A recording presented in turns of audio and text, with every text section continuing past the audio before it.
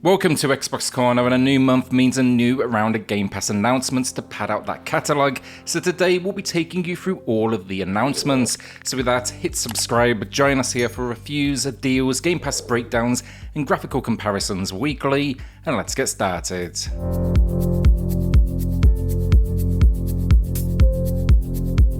If you do want to renew that Game Pass membership or even pick up a new digital release, consider using cornershop.gg for discounted digital credit. You'll be getting 10% off at checkout using a code CORNER, and it's all instant delivery via email. For this then, we'll be focusing on the console and cloud releases first, then any PC exclusives. We'll round those out at the end of the video. Let me know what has you excited in the comments though, and look to the top left of the screen for all of the details, so think the platform and the release date. I'll also then at the end of the video let you know what's going to be leaving Game Pass as well. The Legend of Tianding then is first up for the month, and it's day one on Game Pass. It's a title I reviewed over on the Nintendo Switch, but now it's here with 120 frames per second and 4K output. I think that's going to do good things for this one, given the gameplay centers around combat and platforming, and then the visuals, they have a cartoon-like presentation. You take on the role though of Liao Tianding, an outlaw and folk hero that would be comparable to Robin Hood, and you're saving this city from opposing forces. The levels are good fun, as is the evolving combat and some of the designs. There's a dash of Metroidvania in the stages, or at least think branching pathways and skill-related progression. The main issue for the game, honestly, it has a world to explore between missions, and this very quickly devolves into a whole lot of unnecessary back and forth. I still had a really good time though, it's well worth a look, and it's roughly 5 hours in length. That said though, it does now pack a boss rush mode and leaderboards to extend that playtime. Ghost Song then I'm really excited for. This one's a day one release, and it's being praised as an incredibly well done Metroidvania. Coming from Humble Games, it's been in development now for a long time, and it's promising an emphasis on atmosphere, isolation and mystery. It's just got this really unique visual style backing it all up, and it's looking fantastic in motion with a blaster arm of sorts that overheats, and then you can use it as a sword. The narrative, it seems that you're on an alien world trying to uncover its secrets, and yeah, count me in. I am seeing from opinions as well in reviews, it's shorter than many in the genre, but that still seems to be right around 10 to 15 hours, which is plenty for me. This is one of the most exciting releases for me this month announced this far. Football Manager 2023, and we get both the console edition and a separate PC edition. Not much I can really add to this one. Incredibly well done simulation that has you managing a team of your choice.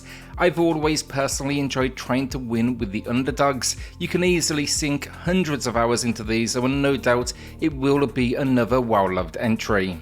Return to Monkey Island then gets its time on Game Pass, and this one, it is fantastic. I played the Switch build, it's picking up after the events of Monkey Island 2. It's bringing back the series creator though, Ron Gilbert, and it's for many the experience they've always wanted. I think the main issue though for many, it was the visual style. I personally didn't mind it, and in motion, honestly, it has a lot of charm.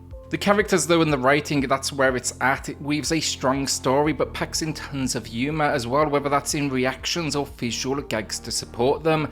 I think any point and click fan out there needs to play this one, and Game Pass, it's going to be a great way for those unsure to give it a go. Vampire Survivors then, I didn't really know honestly, but Luke checked it out on PC, and as soon as I mentioned it, his reaction was it is fantastic, and he described it as a survival roguelite. In fact, he liked it so much, he said he will be covering it here on the channel later in the month. Anyone else played this one though and can back up Luke's opinion? Let us know in the comments. I really can't work it out though. I didn't expect the old school visual style when I pulled up the trailer, so I'm looking forward to jumping in. The curiosity definitely has the better of me. The size of some of these vampire hordes as well, it's impressive. Looking forward to seeing what weapons and defensive measures I have to hold them back. Pentiment then is another one that has me somewhat confused. It's day one on Game Pass, it comes from Obsidian and Xbox Game Studios. It's just got a really unique visual style that's also responsible for definitely putting some people off, which I get, it's definitely not going to be for everyone. The whole idea though, it seems a narrative adventure, and you are at the centre of murder, intrigue and scandal.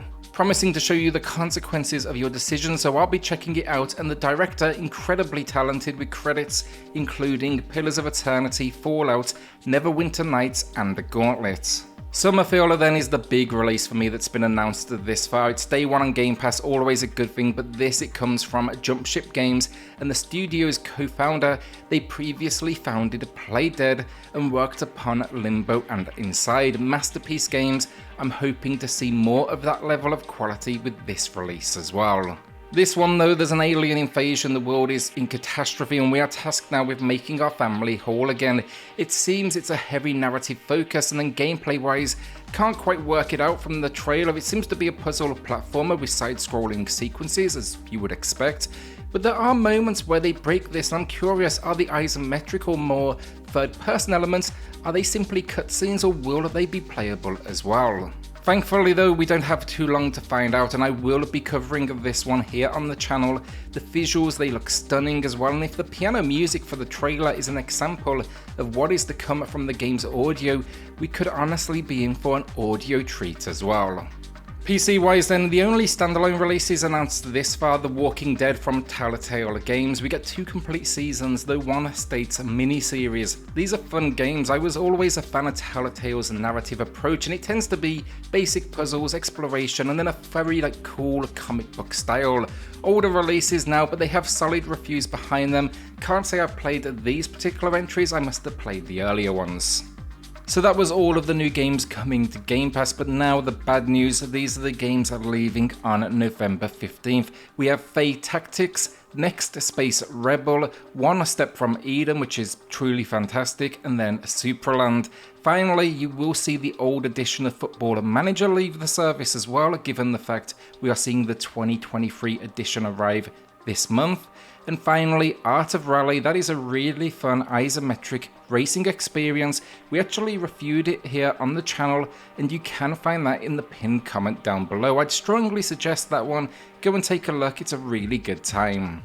So that is the new batch of November Game Pass games, and I want to hear what everyone out there thinks. Me, personally, I don't think it's necessarily a bad selection, but I do think for many this first November announcement, it's going to be lacking the AAA edge many do like to, traditionally see. Somewhat it feels like it could be a byproduct of so many games though getting pushed into 2023. Is Game Pass though doing enough now to really keep you hooked and keep that subscription going? I'm really curious to this question and what everyone thinks. With that then, hit subscribe, join us here for reviews, deals, Game Pass breakdowns and graphical comparisons weekly, and I'll see you all on the next video. Thanks everyone.